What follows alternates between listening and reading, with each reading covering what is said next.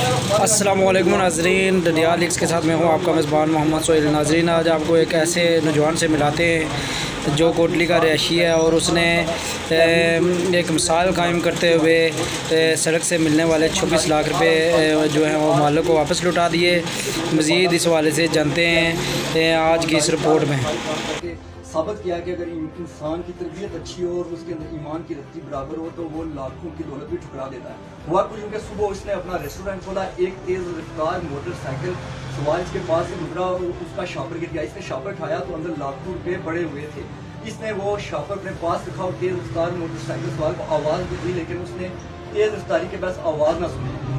کچھ دیر کے بعد وہ موٹر سائیکل سوار اپنے پیسے ڈھونڈنے کے لیے مارکیٹ کا چکر لگاتا ہے اور چکر لگاتے لگاتے اس کے پاس آتا ہے، لیکن تیمور اس کو پہچان لیتا ہے اور کہتا ہے کہ آپ کی کوئی چیز گم ہوئی تھی۔ اس نے کہا ہاں میری کوئی چیز گم ہوئی تھی۔ گم ہونے کے بعد اس نے کہا کہ یہ شاپر آپ کا ہے۔ اس نے کہا کہ میرا شاپر ہے، اور اس نے وہ پیسے دیکھے اور پیسے پورے کے پورے تھے اور اس نے ان پیسوں میں سے اسے انعام کے طور پر کچھ رقم دینا چاہیے، لیکن اس نے انکار کر دیا۔ آج بات کریں گے تیمور، جس کے والد فوت ہو چکے ہیں۔ لاکھوں روپے کی آپ کو لاکھوں روپے ملے، لیکن آپ نے ایمانداری کی مثال کام کرتے اسے پیسے دے دیے۔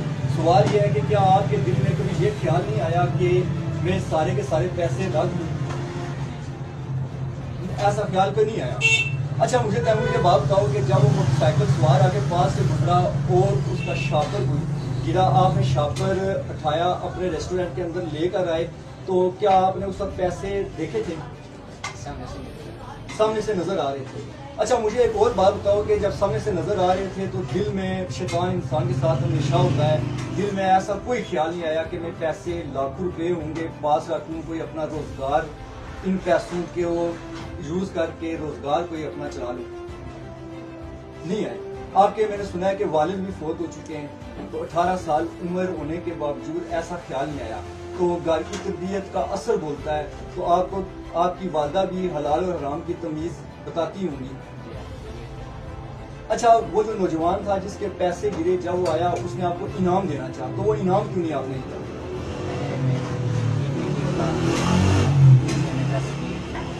یعنی کہ آپ نے اپنی نیکی کا صلہ حاصل کرنے کے لیے اللہ تعالیٰ کی طرف چھوڑ دیا کہ اللہ تعالیٰ مجھے اس کا اجر دنیا اور آخرت میں دے گا، اس لیے آپ نے وہ انعام نہیں لیا۔ اچھا یہاں آپ کتنے عرصے سے کام کر رہے ہیں؟ 2-3 سال سے کام کر رہے ہیں۔ تو آپ کو ماشاءاللہ سوشل میڈیا میں اور آپ کے بھی عزیز و کار جو ملنے والے لوگ ہیں انہوں نے بڑی آپ کو داد دی ہوگی اس حوالے سے۔ کیا پیغام دینا چاہتے ہیں وہ لوگوں کو کہ حلال اور حرام میں تمیز رکھنے سے انسان کی دنیا اور آخرت دونوں ٹھیک ہوتی ہیں؟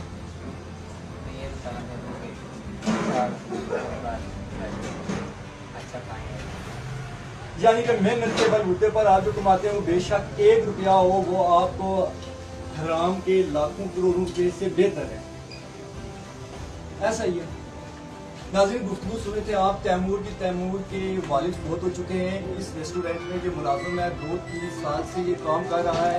یہ کوئی معمولی بات نہیں ہے۔ آج کل کے مادہ پرستی نفسہ نفسی کے دور میں انسان حرام اور حلال کی تمیز نہیں رکھتا، لیکن اس بچے نے یہ ثابت کیا ہے کہ اگر والدین کی تربیت ہو، ایمان کی رتی ہو، تو انسان حرام کے نزدیک نہیں جاتا۔ اسی کے ساتھ